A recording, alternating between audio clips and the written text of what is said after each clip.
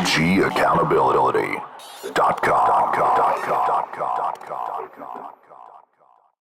All right, Mike, we're continuing on.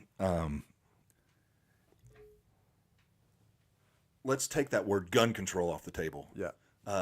Smart gun laws, Yes. smart logic. And a lot of the things that are in place aren't logical No. at all. I'm a huge gun advocate. You know, I've got enough guns. Right. I've got enough. And I want more. Yeah. You know, I want more of the right ones. I enjoy it. You know, I like I said, I'm an avid hunter. I shoot, you know. So I take people. I don't know if you've ever been out to Trinity Armory. I highly recommend it. Really? Okay. Excellent facility. They're right up to 105, right there in Cleveland. Take 105, first right, and they got a great facility. Okay. So I took some people out there to shoot. I take my daughter shooting. She's an excellent shot, but she respects guns. But that started from when she was, a child. So I took somebody, and they're getting everything set, and out of embarrassment, I didn't want to say anything in front of anybody, but I had to turn around and go, "Hey, you put the bullets in backwards." Oh, no. And I'm like, number one, how in the hell did you even do that? Yeah. Because they're not made to go in there like that. But I'm talking about not one or two, All of them. all of them. Yeah. And so, so they got the bullets out, and then it dawned on me. They were shooting, and then finally they go, "Well, how do I aim?" And I'm like, "Oh, wow." And then you realize people that aren't educated, and that goes all across the board. But when it does come to firearms, there's a lot of people that have opinions that aren't educated Right. in that area. So I had to say, okay, look, when you look through, what's your dominant eye, and, went over the stance, how to stand, and to press the gun. And what was amazing is they started doing an excellent job. They're like, well, this is fun. I was like, well, now you're using it properly, And when we get in dealing with people's, it's hard to get it in a lot of places because of the emotion factor. A lot of people don't want to examine the facts because they let their emotions get in the way. Emotions in politics. Emotions and politics. And if you could get all that stuff out of the way, and there is a time and place for the political arena. There is a time where your emotion does matter. Sure. But it can't be the deciding factor on something you're not educated about. Mm-hmm. And when you get that education, it will, number one, make you respect firearms.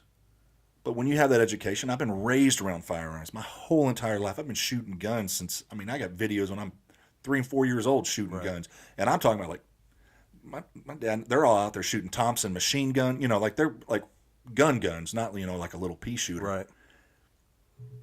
When I get that, it will make you respect the thought of there probably does need to be something in place to keep guns out. Yeah, absolutely. But I think the same concept should be had in multiple different facets and arenas. How do you learn most effectively? Hands-on, being boots on the ground. And, one of the things that I have or conclusions that I have come to is that the individuals that are making these laws for us, they're not boots on the ground. They're not hands-on. We need to be electing more people like that. I have been accused of being too hands-on, too involved, too active.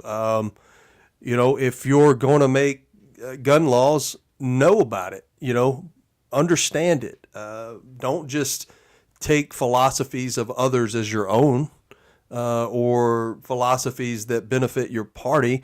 Same thing applies to schools, right? You probably won't be surprised, but during my multiple testimonies, one of the things that I realized is that the majority of the politicians that I was having these conversations with had not stepped foot in a school in decades, if ever.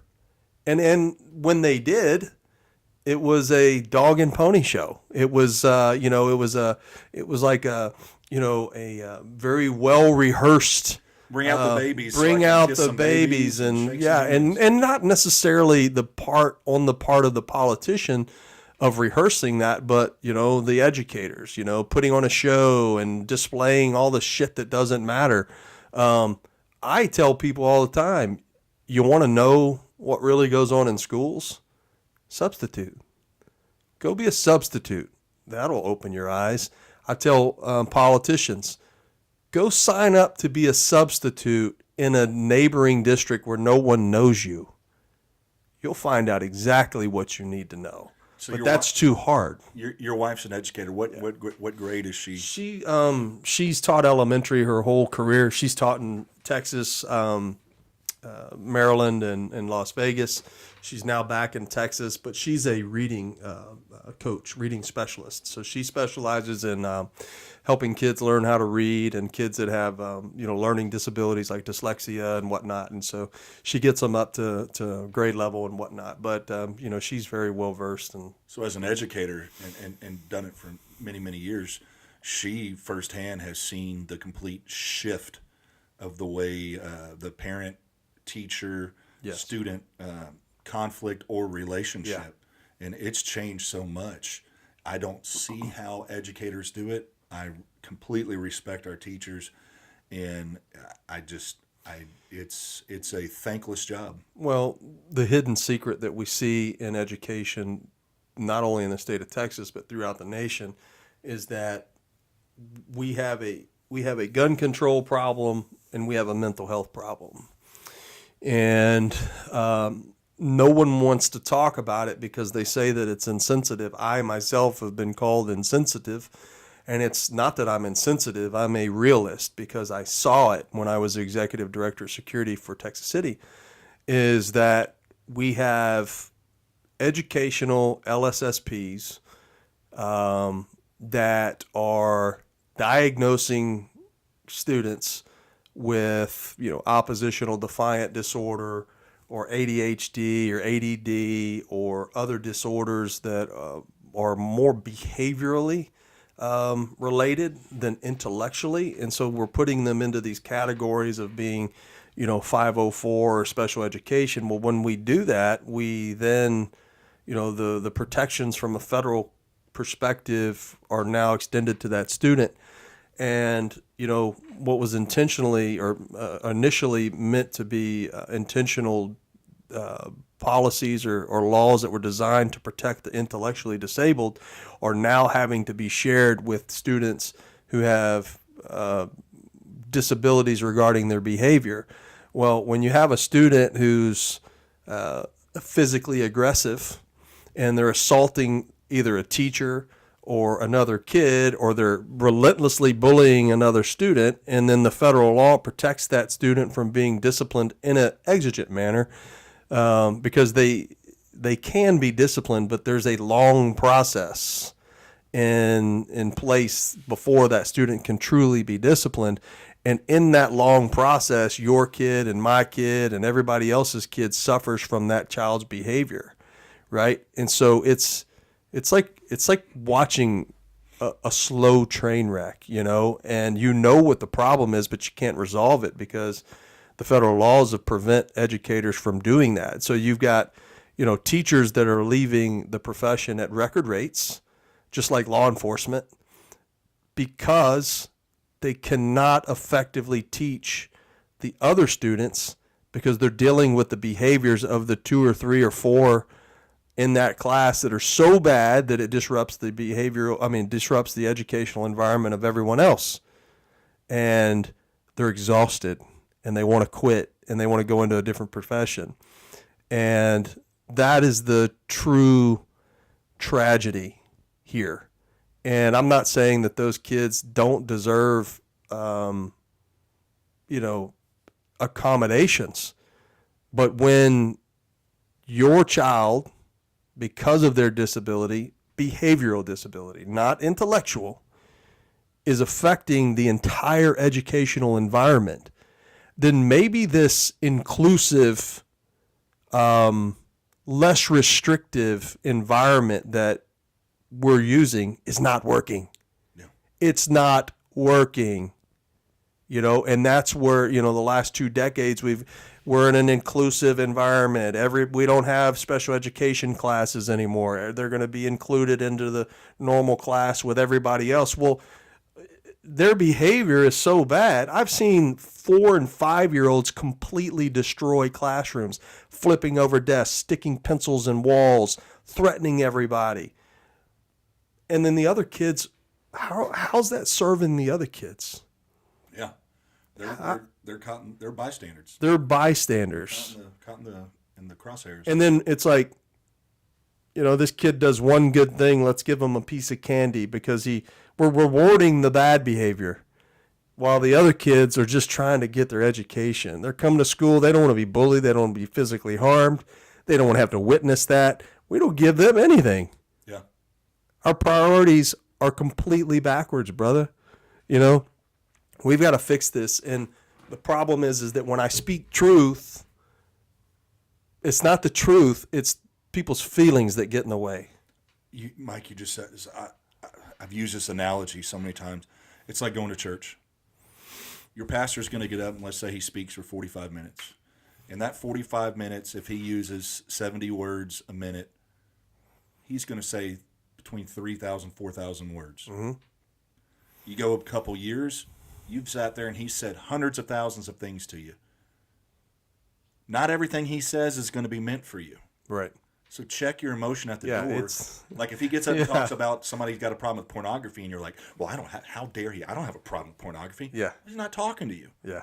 And I think that's when you get that emotional point, especially with parents, and is nobody, I'm not going to say no one, but what happens is that emotion overrides the facts of what's going on. Well, and there's some people that you can put facts in front of their face all day long. Facts. Whether it be, actual facts that they can physically see, or you can put it on paper, and they just don't want to see the truth, man. They have their own truth. They have their own truth, their own agenda, whether it's rooted in politics or personal feelings and beliefs.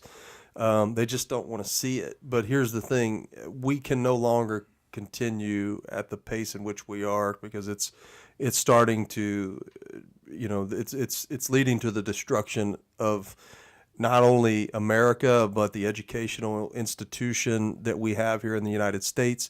No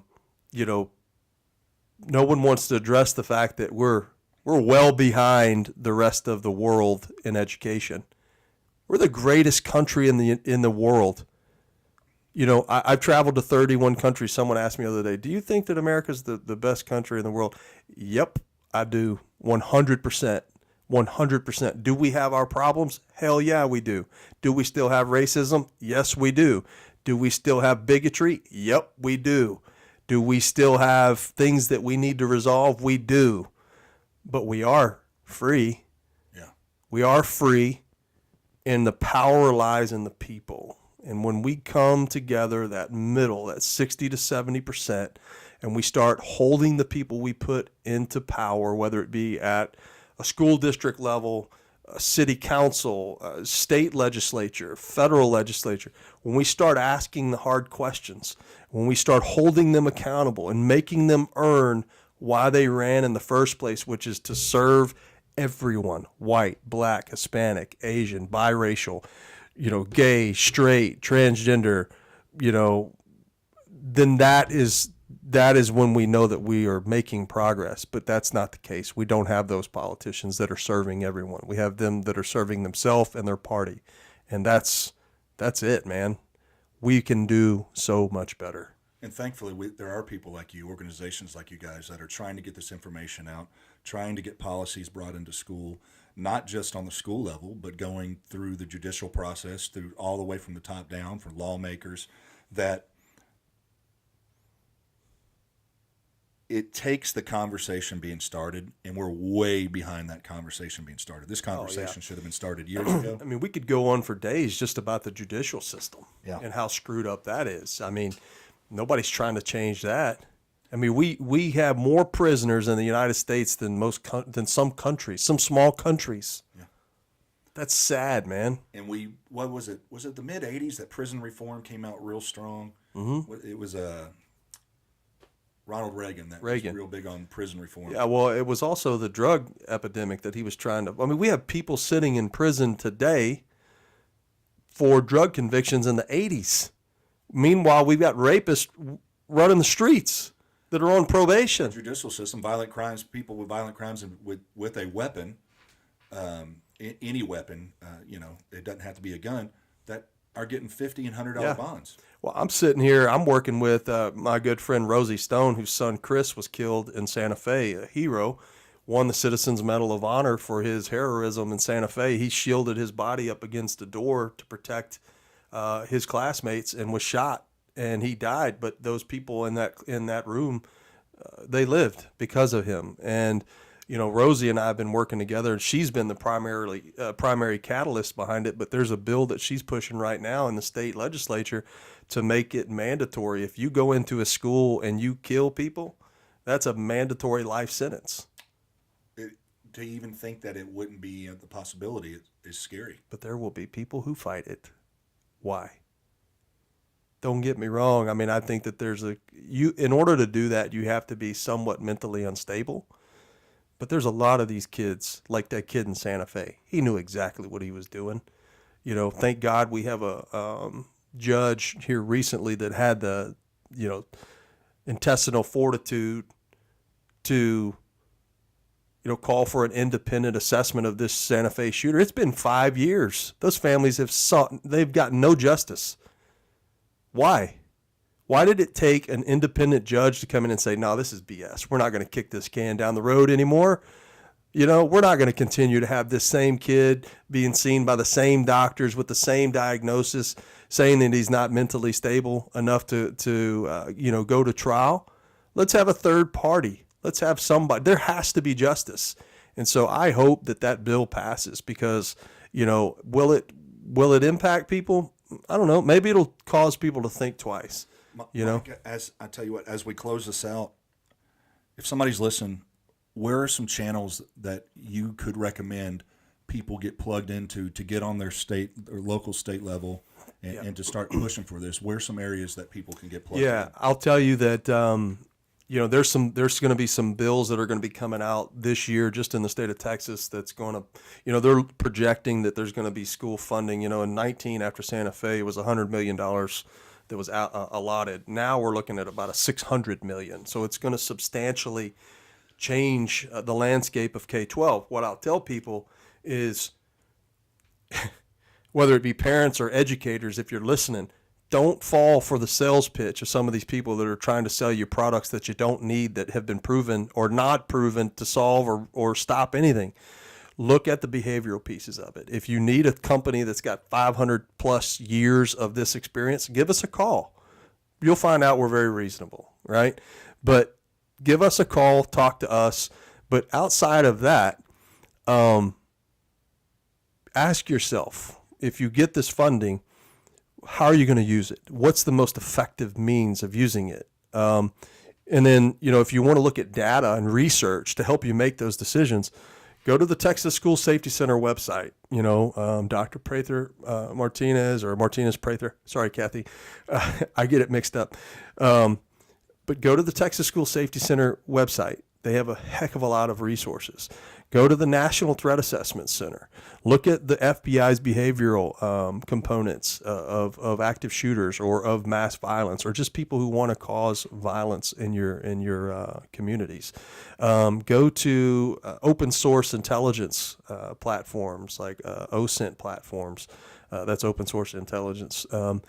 There's a ton of different things out there. There's David Reedman. I'm going to give David a plug here. David Reedman is a professor in Florida. He has started a website that compiles all this data. I mean, David's website is probably the best source for data. So go to David Reedman. That's REIDMAN. Go to his website and look at the data there. So the data and the resources and the information is there. The power lies in the parent. The power lies in each one of us. People say, how do we stop this? It starts with us. We can't rely on laws. We can't rely on politicians, because guess what? When it happens, they're not going to be there to save you. You are. You know, people want to say, well, what about law enforcement? Yeah, great. They're great resources. They're not a first responder. They're a secondary responder. The first shot happens, and then you have that time, that clock starts ticking from the first shot to the time they arrive. In some cases, that may be a minute. Some cases in Uvalde, that may be 77 minutes. What if that 77 minutes is you? What have you done to prepare yourself to be situationally aware, to know how to make decisions that is going to preserve your life and others, whether it be just running, whether it be applying a tourniquet or a chest seal or packing a wound, or understanding, you know, what gunfire sounds like, what direction it's coming from, when someone's doing a transition from one magazine to the next. That's an opportunity to run. So those are the things that we teach in my with my company, M6 Global. So don't die because you weren't informed. Inform yourself, train yourself, prepare yourself, and that's how you're going to survive, because you can't depend on anybody else to do it for you. You got to be your own advocate. That's right. Mike, thank you so much Yes, sir. for coming. You're welcome. Look forward to doing this again. Yeah, man. I'm excited. Thank you.